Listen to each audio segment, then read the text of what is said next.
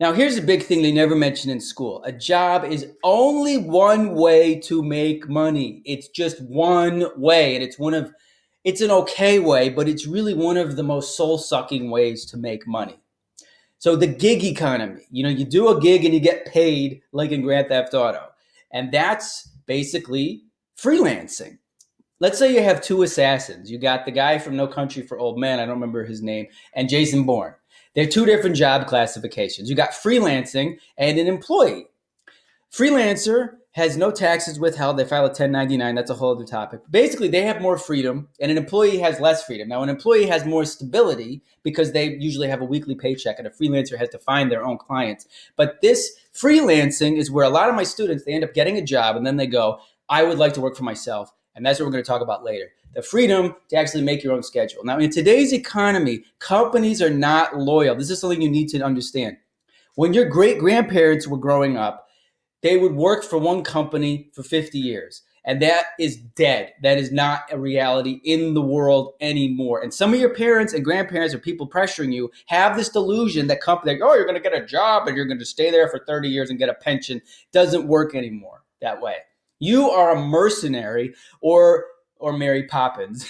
You're a gun or a magical nanny for hire. Okay, you are only as good as the value that you represent to a potential employer or client. And that kind of sucks, but it also provides a lot of opportunity when you get skills that are valuable. So again, you can get a great job. There are great jobs. And if it's in a more developing, newer, more modern field like digital marketing, the jobs are going to be better. So you can be like David over there, who got a job as a paid search specialist, or you can be like Dustin, who got a client for $950 a month, and he's working on his own schedule, or someone like Karen, who we talked about before. You can also be a freelancer writer or artist. I'm not talking about being a starving artist. I'm talking about using your ability to write or create art in a way where it's actually providing value to individuals and businesses and you get paid for it. That's what I'm talking about. You can also sell your art, your music, your book directly online to people. That's the miracle of Kindle, of iTunes, of all of the digital media consumption that's happening today. You can sell stuff on Amazon or with Shopify or eBay. You can do that and people make money doing that. You can package your knowledge into a course, which is what I love to do, and you can get paid for it, paid to help other people by providing your knowledge, passion, and experience about things. You can run a blog, a YouTube channel, Instagram page, and make money referring people to other people's products, and that's basically called affiliate marketing. There's a lot of ways to make money, more than just a job. And this is the overall view of things I want you to have. This is the introduction, okay? So this is a pyramid of, I said, the higher up on this pyramid, you tend to have more satisfaction and more purpose. So the ultimate goal for a lot of people who find my work and my, what I'm teaching is they want to have their own online business, something involving their passion. They want something called passive income, which is where you make money through automated systems instead of trading your time for money. Or it could be something as simple as I want to make money from my art or from my writing or from something creative. Something I love to do is actually going to earn me money. And that is totally possible. That's something that I do. However, this is at the top of the pyramid. This is not where you start. This is a goal. These things at the bottom of the pyramid are things you use to support yourself to get up to this goal. And what I love is the lower part of the pyramid is just regular jobs, but the middle part of the pyramid is getting those in-demand skills. And those in-demand skills can change your life when you get them, which is what's happened with so many of my students. And you work your way up. Now, a Joe job or a regular gig could be driving Uber, it could be mowing lawns, it could be being a cashier, customer service, waiting tables, all that. And by the way, out of these things, I'd say driving Uber and waiting tables are the best because you want to be in any kind of job where you can get tips. Because there are people that can make, a lot of the people that wait tables, it's not glamorous, but I bet most of the people waiting tables have college degrees because they can make more money. You can work at Cheesecake Factory and make $250 a night versus what the hell you're going to make at your stupid office job getting paid minimum wage. Driving Uber and waiting tables are also good because you have flexibility. And there's no shame in doing that. I've driven Uber, I've waited tables, I've done all these jobs. So the thing is, a regular job is great if it's in this context to support you gaining high value skills and ultimately building your own business. If you have a vision, if you're coming to work doing Uber or doing customer service or doing waiting tables, and you have a vision for your life, you are going to enjoy your job. The thing that people get messed up, they don't have this vision, they don't have an understanding of what they can do to grow themselves and to make more money and to expand and create. They get stuck in a job and they're just doing it to make money, to make rent, and it is the most soul-sucking thing. And this happens to so many college graduates. They just get a job because now they got to pay rent, and they go to the office for 8 hours a day. They trade their time for money. They have no vision, and it just is just a slow, miserable death. I don't want that for you. I want you to have a vision of what you're moving towards, and it can make it even makes your Joe job very exciting because you're building towards something. So I know this is a lot of information to download. That's why this is the introductory video in this section. You might be thinking, what skills can I get? Which skills will I like? How do I get clients? How can I get a job? How can I start my own business? How do I start an online business? And now if you're thinking these questions, that's all I want you to be doing right now is thinking this type of stuff. You don't need any answers to these questions, but because now you're in the ballpark. Now you're in the right direction. You're not asking, what do I major in? Oh boy, I hope my housing is good. I hope that I have a meal plan. I hope they have Frosted Flakes in the cafeteria. Whatever kind of nonsense people going to college are thinking.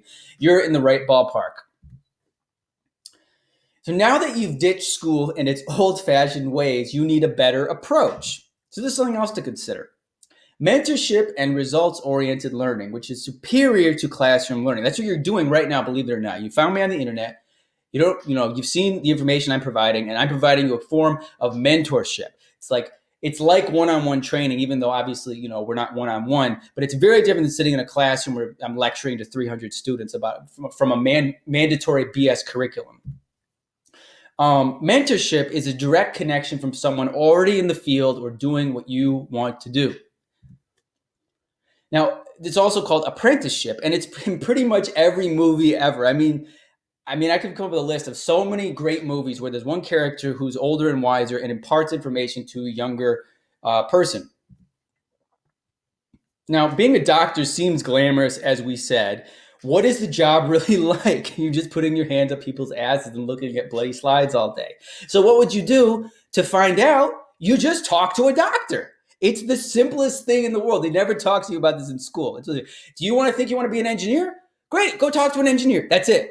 You want to be a doctor? You want to be a pediatrician? Go talk to a pediatrician. That's it. Just talk to them. You will learn more in 10 minutes of talking with someone doing the job that you think you want to do than you would from studying it and reading articles and all this other BS or taking one of these stupid career tests. So the internet and the phone, and we're going to talk about this more in the networking module, but makes it easier than ever to connect with a variety of professionals, including people like me. And that's how I built my network after college, is just by getting in touch with people, being proactive. And again, you could connect with people doing the things that you want to do or you think you want to do. You're like, well, I think I might want to work in computer science. I'm going to talk to someone that works in that field. I think I might want to be a mechanical engineer. Let me talk to a mechanical engineer. I want to do coding. I'll talk to someone who's doing coding.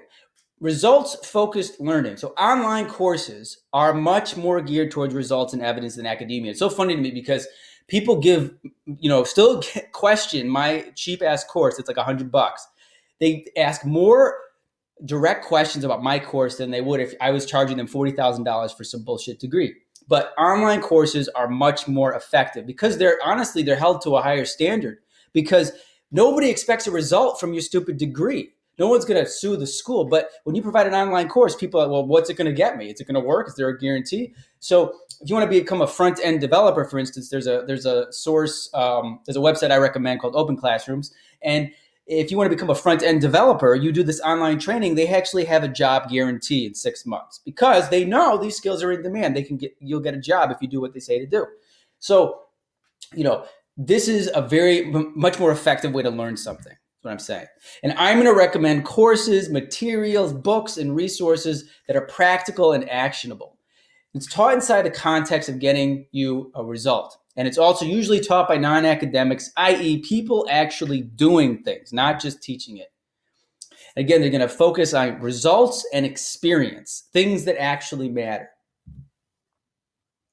So again, this is the pyramid here. Skip college strategy is get that foundational income with whatever kind of job you got to get, work towards getting in-demand skills where you can get a job in that field, or you can freelance, and ultimately build towards your ultimate goal, which is having something that you're very passionate about, that you love to do, that's generating you income, whether it's your own coaching business, or doing something with your art, your creativity, or some kind of passive income, or some type of online business.